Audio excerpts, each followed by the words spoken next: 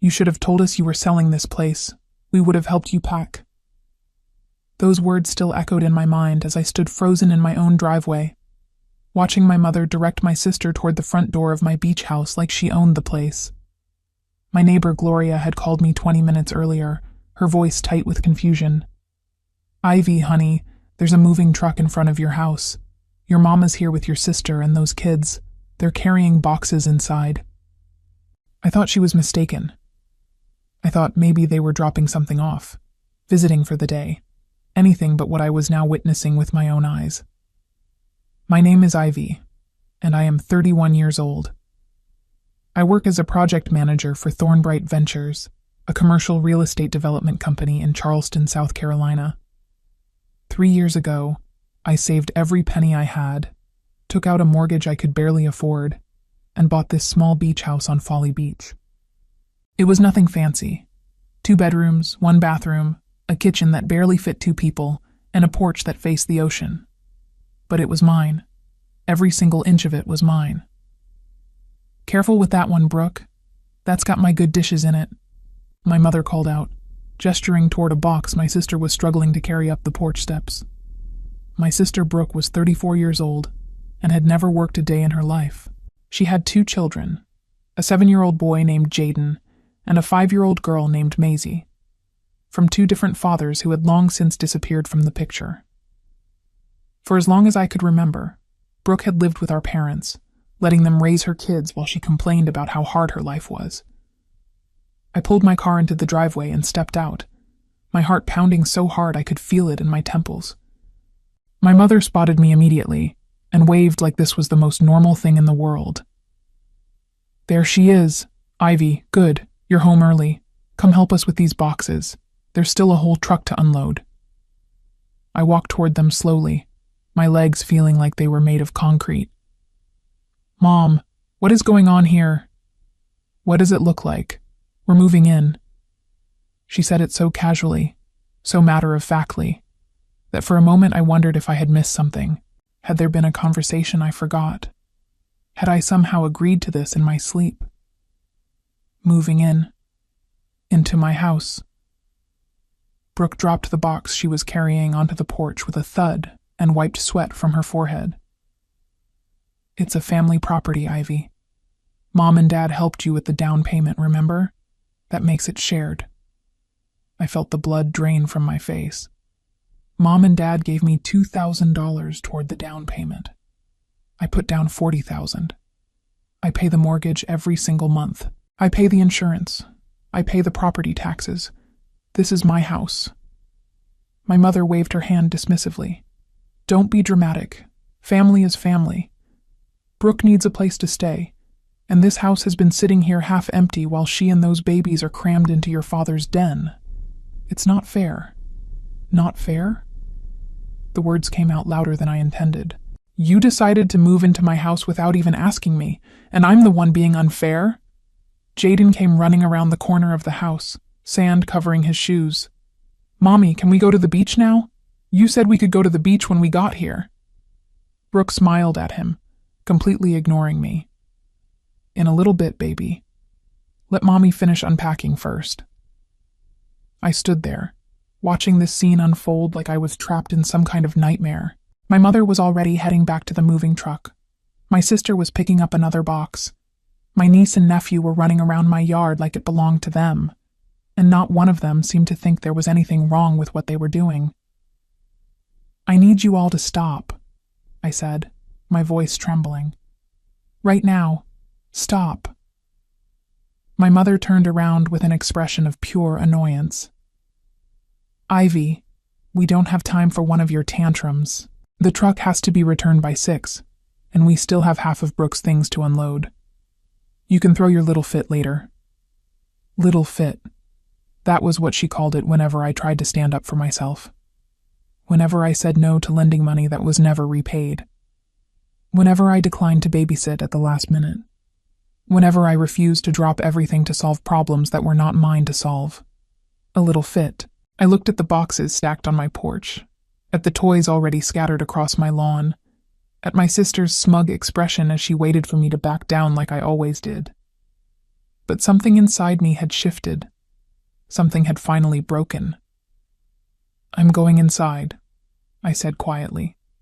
"And when I come back out, I expect all of this to be gone." My mother laughed. Actually laughed.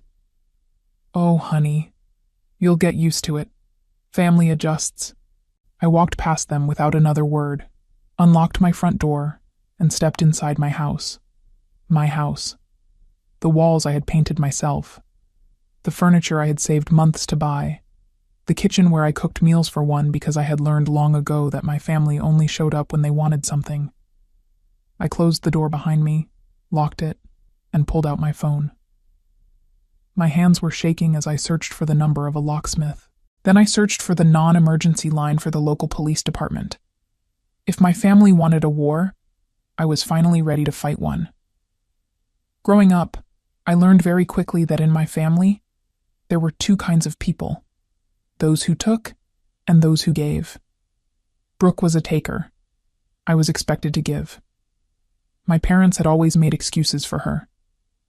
When she dropped out of high school at 17 because she was pregnant with Jaden, they said she was too young to understand the consequences. When the father left 6 months later, and Brooke moved back home with the baby, they said she just needed support.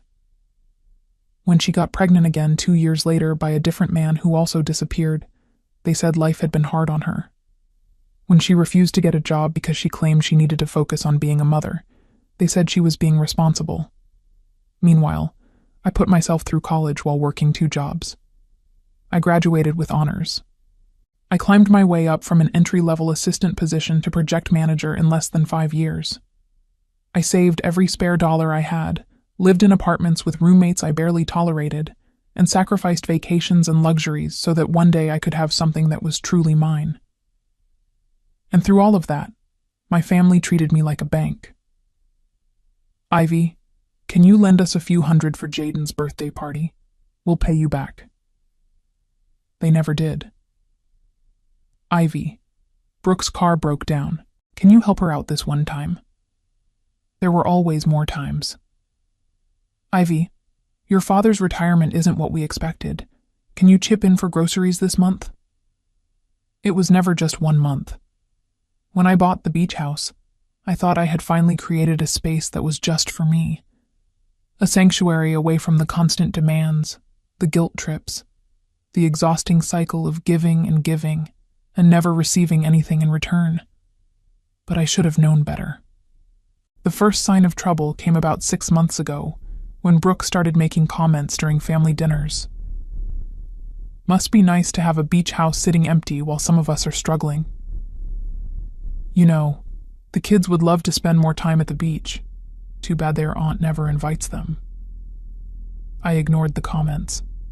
I had learned that engaging with Brooke's passive-aggressive behavior only made things worse. But the comments got bolder, more pointed, and my mother started echoing them. "It does seem a little selfish, Ivy. That house has 2 bedrooms, and you live there alone. Brooke and the kids are practically on top of each other in that den." "Mom, they live in your house for free," I pointed out. "Brooke has never paid rent. She's never paid for groceries. She's never paid for anything. She's a single mother. What do you expect her to do?" "Get a job," I said.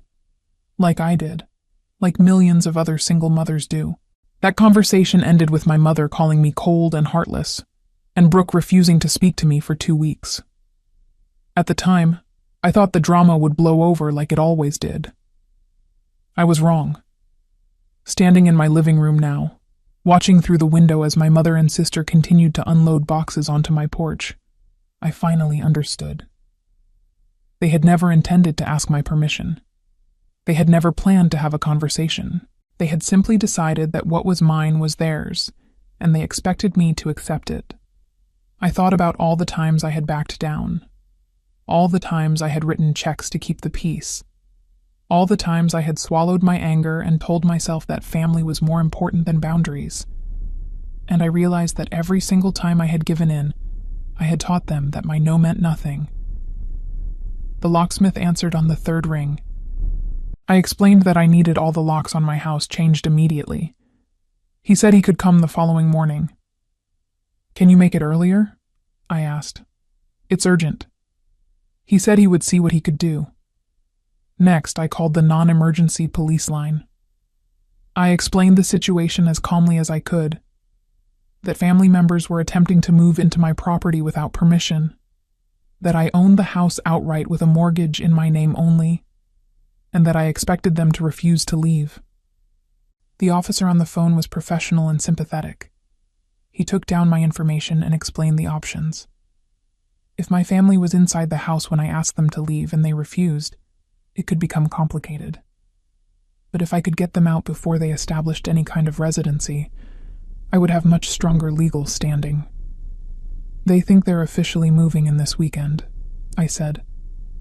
Saturday, 3 days from now.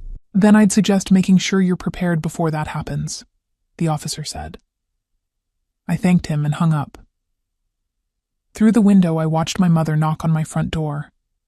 I did not answer. She knocked again, louder this time.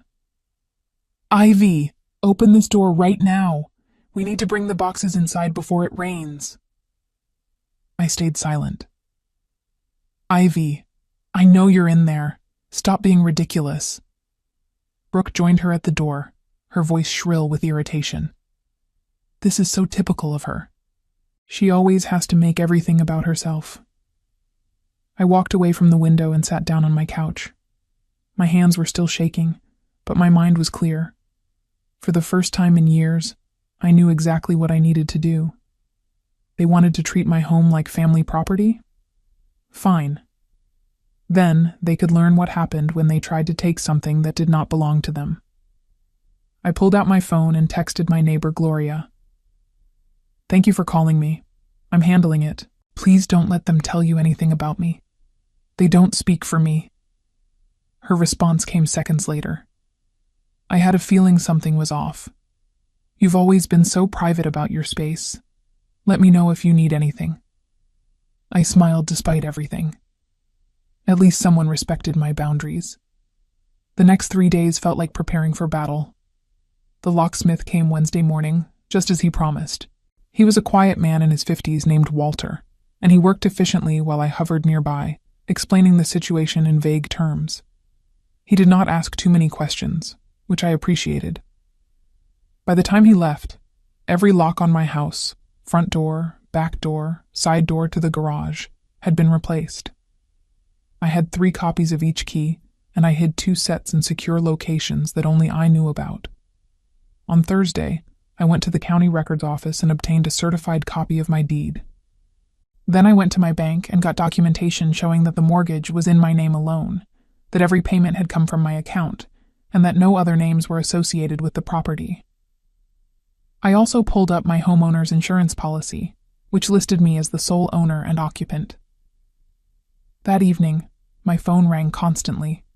My mother, my father, Brooke. Even numbers I did not recognize, which I assumed were relatives who had been recruited to pressure me. I did not answer any of them. Instead, I sent a single text to my mother. Do not attempt to enter my property. If you do, I will call the police. Her response was immediate and explosive. How dare you threaten your own family? That house belongs to all of us. Your father and I helped you buy it. You would be nothing without us. I read the message 3 times, then set my phone down on the kitchen counter and walked away. Friday morning, I called in sick to work. It was the first time I had taken a sick day in over 2 years, but I needed to be home. I needed to be ready. Around noon, my father's truck pulled into my driveway.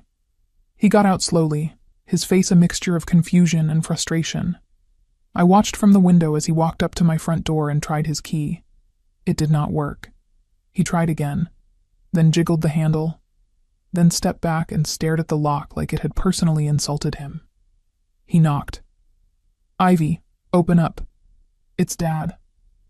I did not move. Ivy, come on. Your mother's upset. Brooke is upset. The kids are upset. Can we just talk about this like adults? I stayed silent. He sighed heavily and pulled out his phone. A moment later, My phone buzzed with a text from him. "I'm outside. Let me in." I typed back, "The locks have been changed. You are not welcome on my property without my permission." There was a long pause. Then his truck engine started, and he pulled out of the driveway. I knew this was not over. I knew Saturday would be the real test. That night, I barely slept. I lay in bed listening to the sound of the waves outside my window, trying to find comfort in the rhythm that had once brought me so much peace. But my mind kept racing through worst-case scenarios. What if they broke a window? What if they claimed I had invited them? What if the police took their side? I got up at 5 Saturday morning, showered, dressed, and ate a small breakfast I did not taste. Then I sat on my couch with my stack of documents beside me and waited. They arrived at 9:30. The moving truck pulled up first, the same one from Wednesday. Behind it came my mother's sedan, and behind that came my father's truck. Brooke climbed out of the passenger side of my mother's car, and the kids tumbled out of the back seat, already excited about the beach they could see from the driveway. My mother marched toward the front door with the confidence of someone who believed she had every right to be there. She reached for the handle, found it locked, then tried her key. When it did not work, she tried it again. Then she pounded on the door. "Ivy, open this door right now. We have a truck full of furniture and no time for your games." I did not answer. Instead, I picked up my phone and dialed the number I had saved 3 days earlier. "Charleston County Police Department. How may I direct your call?" "I need to report trespassing," I said, my voice calm. "There are people attempting to break into my home." My mother was still pounding on the door. "Ivy, I know you can hear me. This is ridiculous. You are going to ruin everything."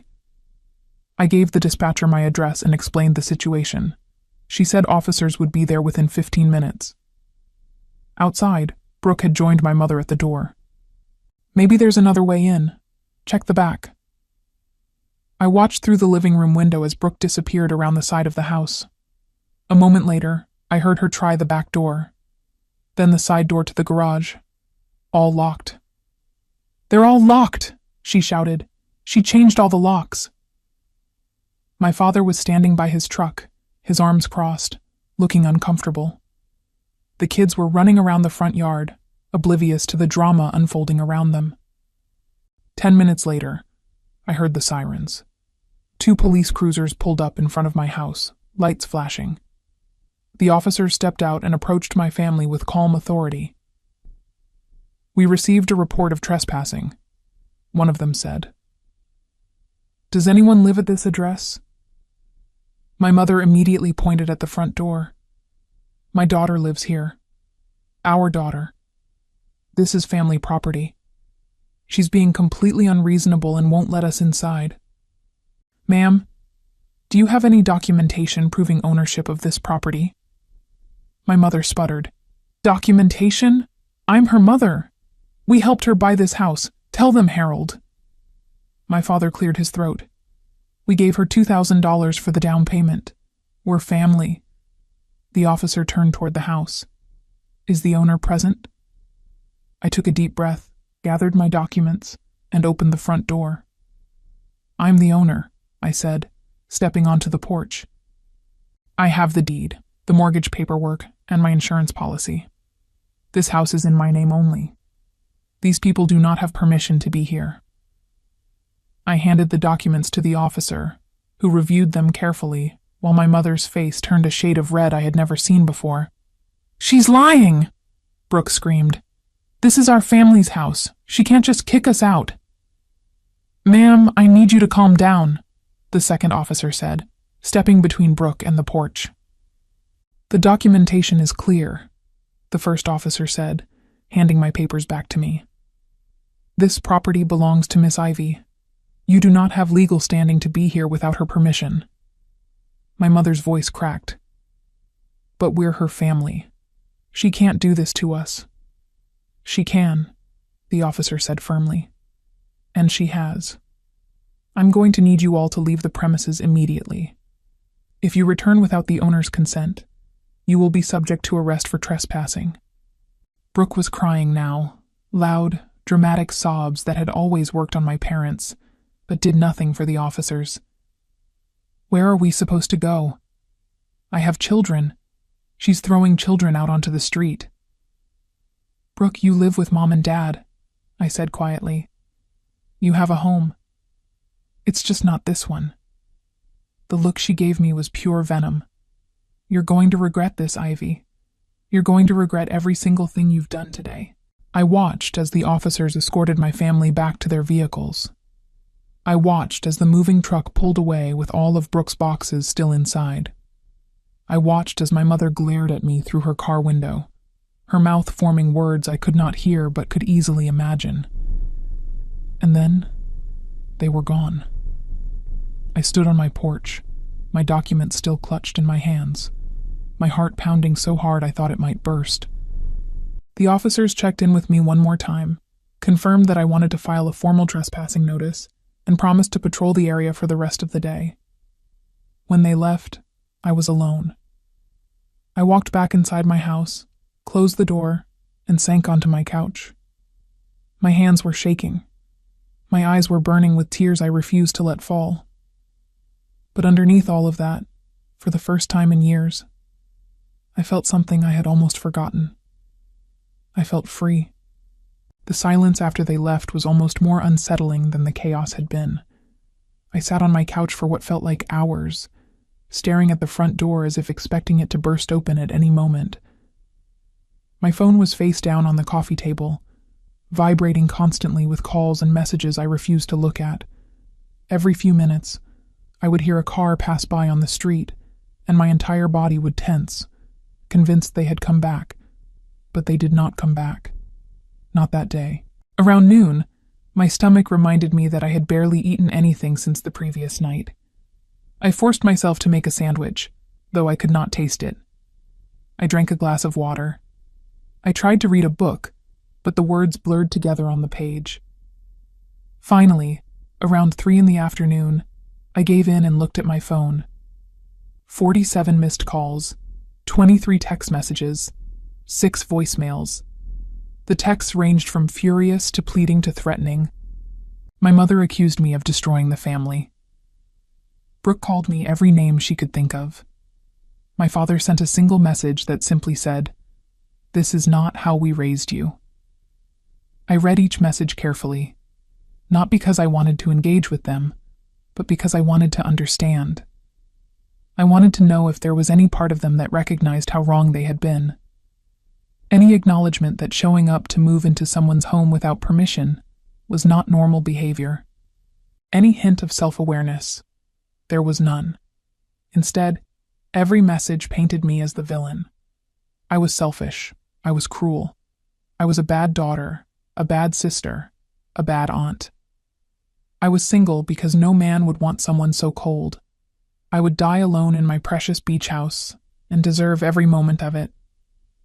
I deleted every message without responding. The voicemails were harder to ignore. My mother's voice, trembling with what sounded like genuine emotion, asking how I could do this to her. Brooke sobbing that her children were traumatized, that they had been so excited about living at the beach, and now they would never trust family again. My father, stern and disappointed, saying that he never expected his own daughter to call the police on her flesh and blood. I listened to each one, then deleted them too. That evening, I took a long walk on the beach. The sun was setting over the water, painting the sky in shades of orange and pink that usually filled me with peace. But tonight, all I could feel was a heavy knot of anxiety in my chest. I knew this was not over. I knew my family would not accept defeat this easily. They had spent 31 years believing they were entitled to whatever I had, and one encounter with police officers was not going to change that overnight. I was right. Sunday morning, I woke to the sound of knocking. Not pounding, like my mother's frantic attempts from the day before, but a slow, deliberate knock that somehow felt more ominous. I approached the door cautiously and looked through the peephole. My Aunt Frances stood on the porch, her arms crossed, her expression grim. Frances was my mother's older sister, and she had always positioned herself as the family mediator. Whenever there was conflict, she inserted herself into the middle of it, claiming she wanted to help everyone find common ground. In reality, she almost always sided with whoever was causing the problem, believing that the path of least resistance was for the reasonable person to simply give in. I did not open the door. "Ivy," Frances called through the wood. "I know you're in there. Your mother called me. She's beside herself with worry. Can we please just talk?" I stayed silent.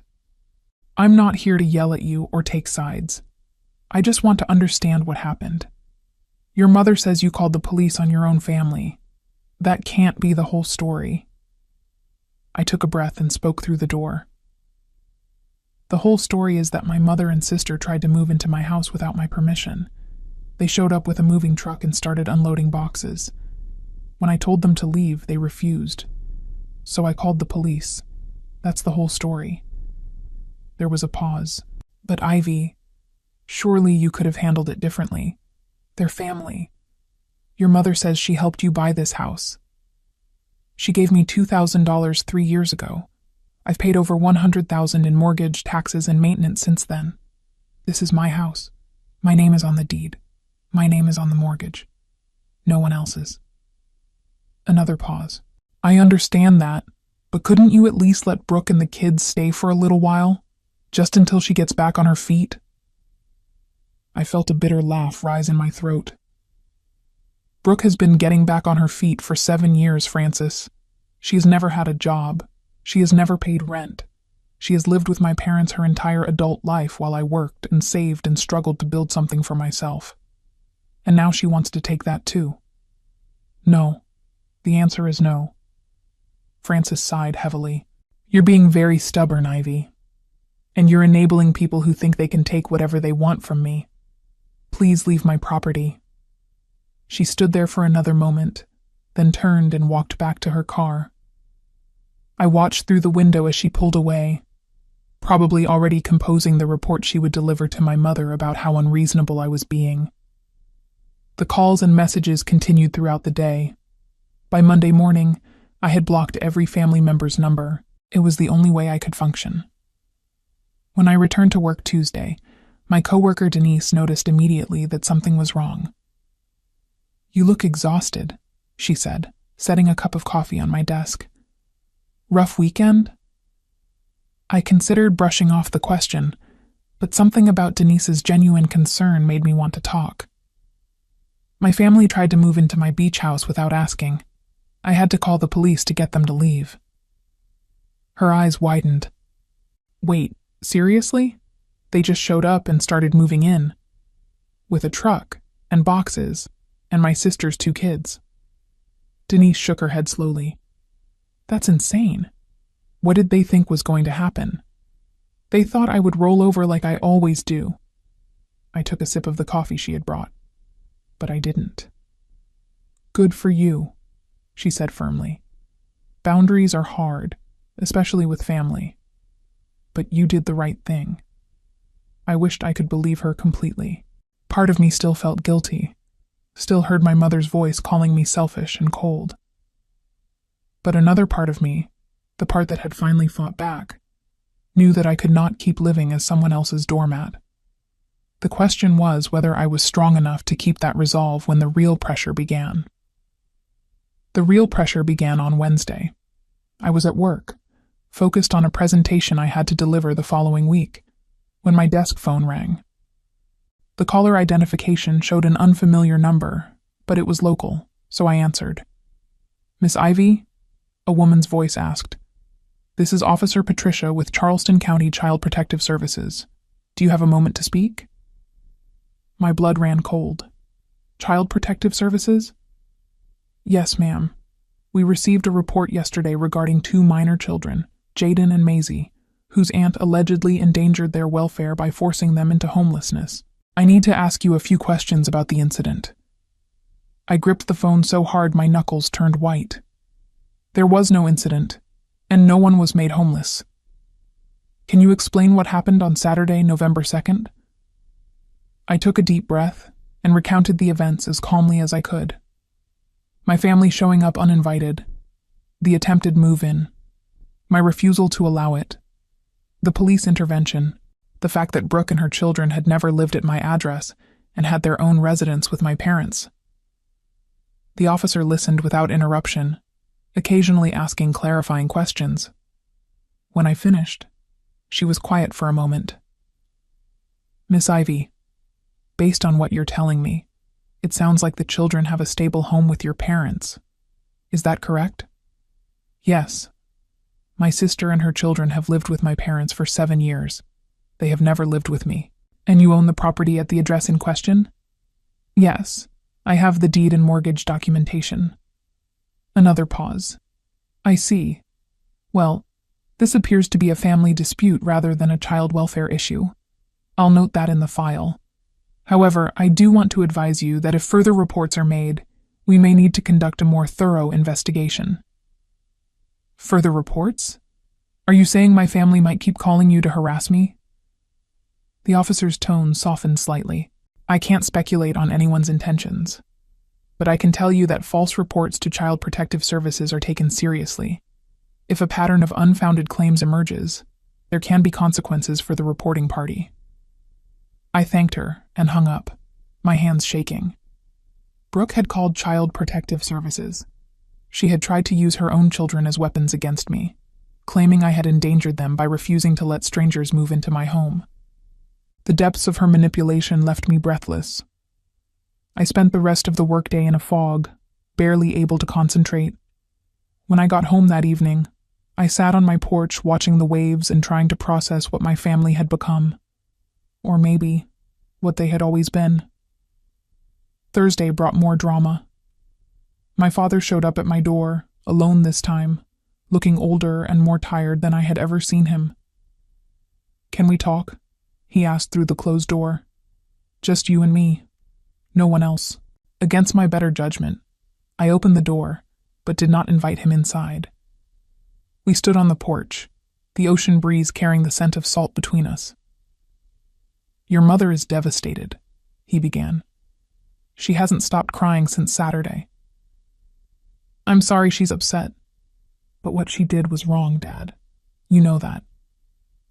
He sighed, rubbing his forehead. "I know it wasn't handled well. But Ivy, you have to understand. Brooke is struggling.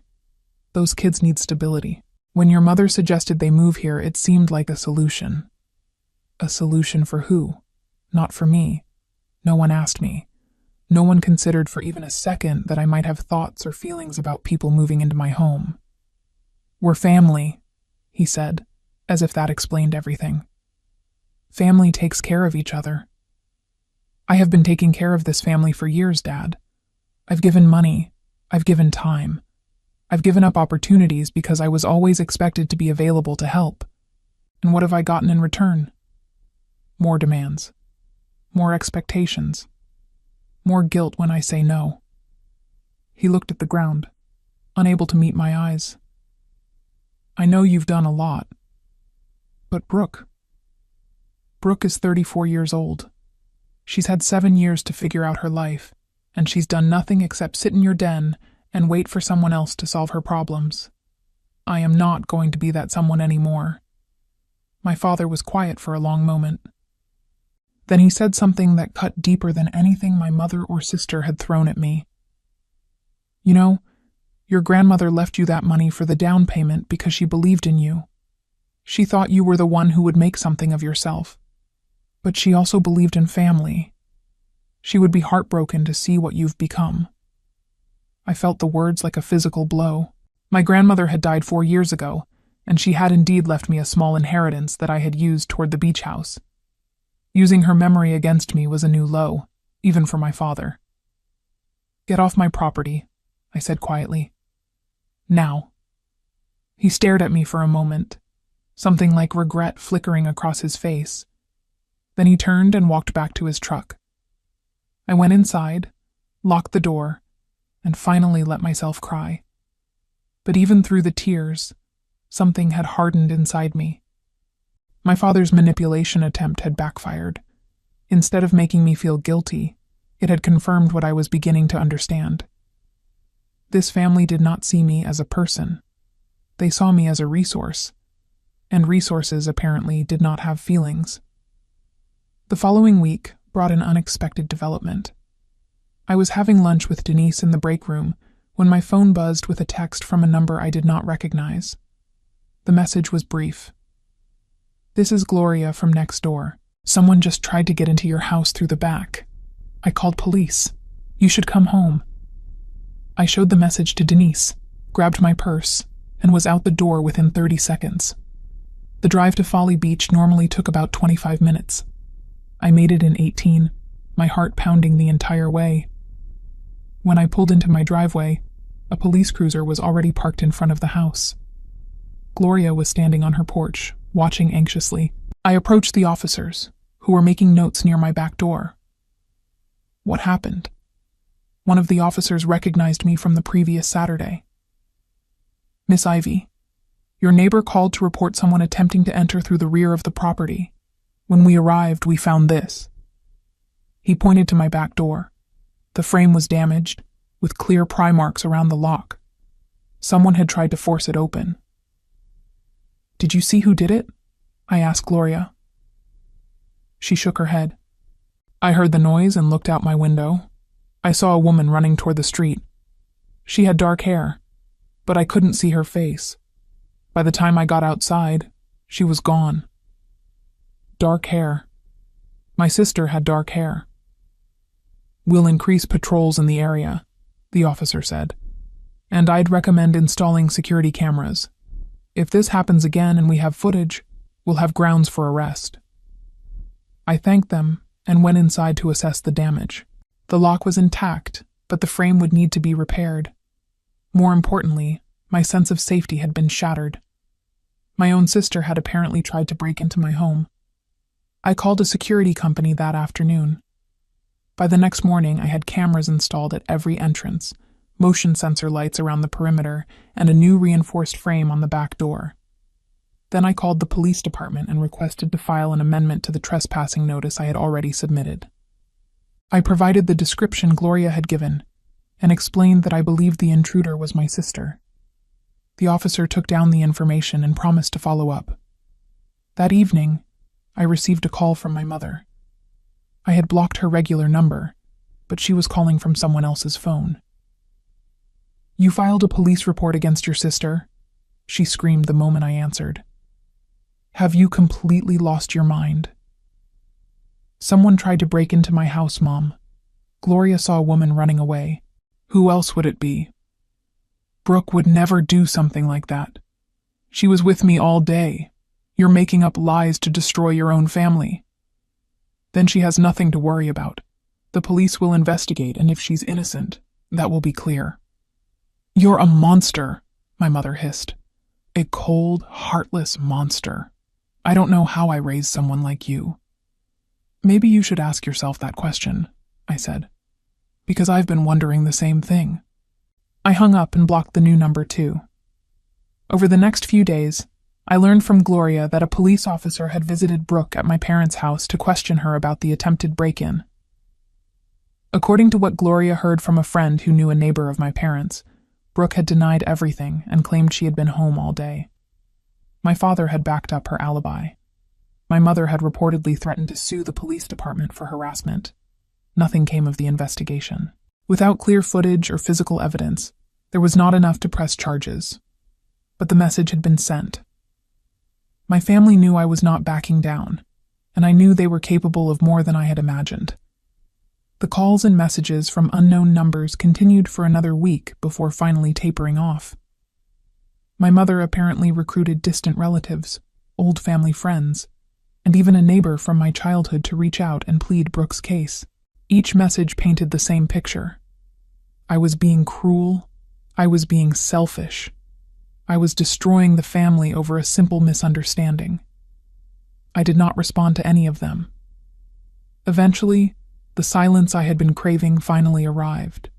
No more calls, no more messages, no more surprise visits. My family had apparently realized that their usual tactics were not working. But I knew this was not peace. This was a standoff. And standoffs eventually ended one way or another. 3 weeks after the attempted break-in, I received a letter in the mail from an attorney's office. My mother was suing me for the return of the $2,000 she had given me toward the down payment, plus interest, claiming it was a loan that had never been repaid. I read the letter twice, then picked up my phone and called my own attorney. If my family wanted to fight this battle in court, I was ready. And this time, I would not be the one who lost. My attorney's name was Gregory, and he had been recommended by a colleague at work who had used him for a property dispute several years earlier. He was in his late 50s, with gray hair and sharp eyes that suggested he had seen every trick families could play on each other. "They're suing you for $2,000?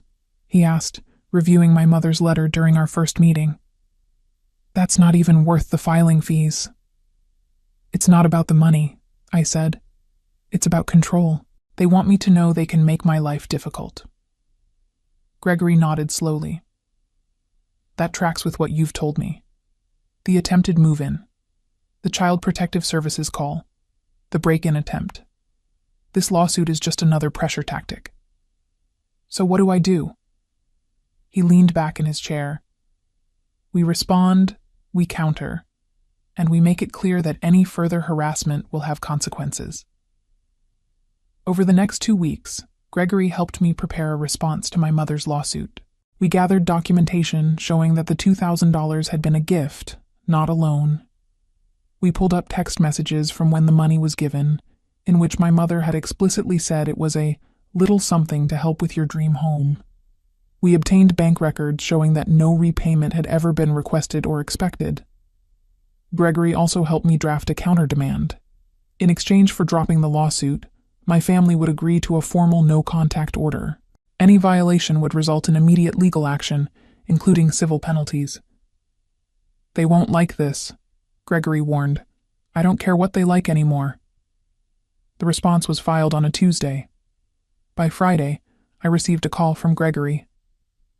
"They're dropping the lawsuit," he said, "but they refused the no-contact terms. Your mother's attorney said, and I quote, 'This family dispute should be handled within the family, not through courts.'" I laughed bitterly. They've been perfectly happy using the courts against me. But sure, suddenly they want to handle things privately. I expected as much. Here's what I recommend. We file our own civil complaint for harassment. The attempted move-in, the Child Protective Services report, the break-in, the lawsuit. It creates a pattern. We can seek a restraining order. Would that actually work? Given the documentation we have, I believe so.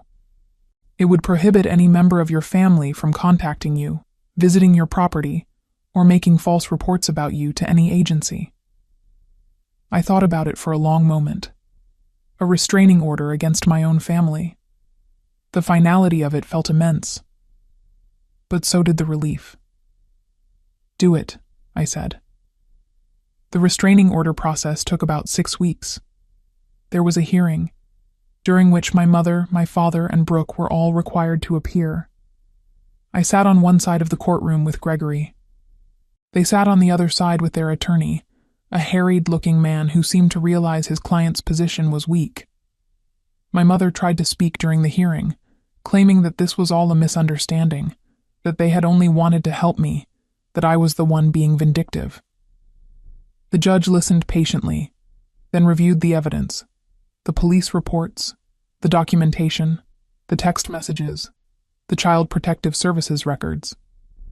When the judge issued the restraining order, prohibiting all 3 of them from contacting me or coming within 500 feet of my property, my mother burst into tears. My father looked stunned, like he could not believe this was happening. Brooke sat in silence, her face unreadable. I walked out of the courthouse without looking back. The weeks following the restraining order were the quietest of my life. For the first time in years, I did not wake up dreading what new demand or crisis would arrive from my family. My phone no longer buzzed with guilt-laden messages. No one showed up unannounced at my door. The constant noise in my head, the voice that always wondered if I was being too selfish, too cold, too ungrateful, finally began to quiet. I spent more time on the beach. I took up morning runs along the shoreline, letting the rhythm of my feet on the sand replace the rhythm of my family's expectations. I invited Denise down for a weekend, and we sat on my porch drinking wine and talking about everything except family drama. "You seem different," Denise said during that visit. "Lighter." "I feel lighter. Like I've been carrying a weight I didn't even know was there until I put it down." "You did the right thing, you know." "I know it doesn't always feel like it, but you did." I nodded, watching the waves crash against the shore. "I keep waiting for the guilt to hit, but it hasn't. And I'm starting to think that's because the guilt was never really mine to carry. It was something they put on me to keep me in line." Around the 3-month mark after the restraining order, I learned through Gloria that my family had fallen into chaos without me. My father had apparently taken early retirement, citing stress. My mother had stopped attending her regular social activities because she was too embarrassed by the rumors about what Ivy did to the family. And Brooke, according to Gloria's extensive network of neighborhood gossip, had finally been told by my parents that she needed to find her own place to live. "They gave her 6 months," Gloria reported over coffee one morning. "Apparently your father put his foot down, said he's too old to be raising grandchildren." I felt a strange mix of emotions at this news. Satisfaction, certainly, that my parents were finally holding Brooke accountable, but also a twinge of sadness for my niece and nephew, who were innocent in all of this. "What about the kids?" I asked. "They're fine, apparently. Brooke is looking at apartments nearby. Your mother is helping her with the deposit." Gloria paused. "You know, I think what you did might have actually been good for them. Not that they'd ever admit it." I considered that possibility. Maybe by refusing to be the safety net, I had forced my family to actually deal with their problems. Maybe Brooke would finally learn responsibility. Maybe my parents would finally set boundaries. Or maybe they would just find a new target for their expectations. I would probably never know, and I had made peace with that. What mattered was that I had finally found my own peace. I started working on the house projects I had always put off. I painted the guest bedroom a soft blue. I built a small deck extension off the back, where I could set up a lounge chair and watch the sunset. I planted a small garden on the side of the house, filling it with native plants that would attract butterflies. Each improvement felt like an act of reclamation. This was my space, my home, my life. And no one was going to take it from me again.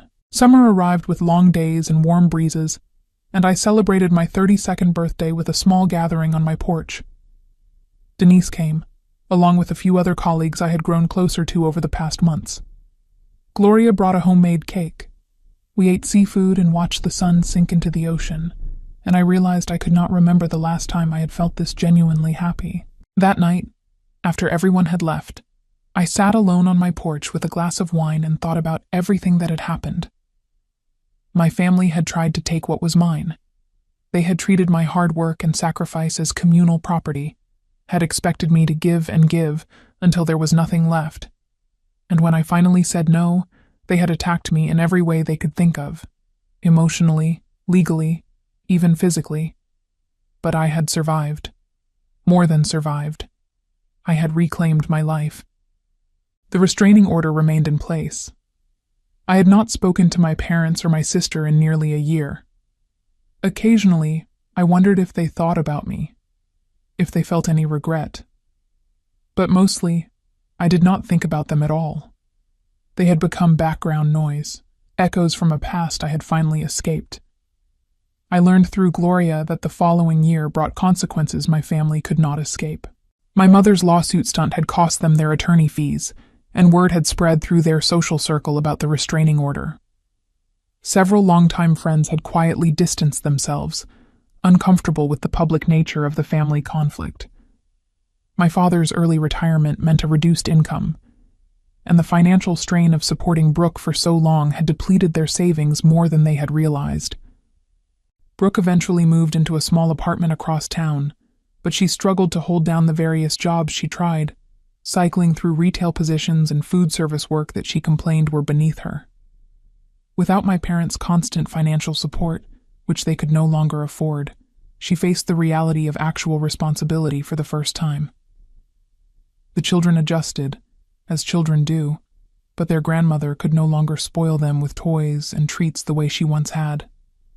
The golden life they had all imagined taking over at my beach house had crumbled into something far more ordinary and far more difficult. I did not feel joy at their struggles, but I did not feel responsible for them either. They had made their choices, and consequences were simply the natural result of those choices. I had spent too many years trying to protect them from outcomes they had created themselves, and that era was over. On the 1-year anniversary of the day they had tried to move in, I took a long walk on the beach at sunset. The sky was painted in shades of gold and purple, and the waves whispered against the sand in their eternal rhythm. I thought about the woman I had been a year ago, exhausted, overwhelmed, constantly giving pieces of herself away to people who never said thank you. That woman felt like a stranger now. I had built something here. Not just a house, but a life. A life on my own terms, with boundaries that protected my peace and space, that nurtured my soul. The path had been painful, but standing on the other side of it, I knew I would make the same choices again. Cleaning the sand off my porch that evening, I paused to watch the last light fade from the horizon. The house behind me was quiet and warm, filled with things I loved and memories I had chosen to create. Somewhere far away, my family was dealing with the consequences of treating me like I did not matter. But that was their story now, not mine. Mine was just beginning. Looking back on everything, the confrontations, the police sirens, the courtroom battles, and the long process of learning to put myself first, I realized that the hardest part of revenge was understanding it was never really about them at all. It was about finally believing I deserved to protect what was mine,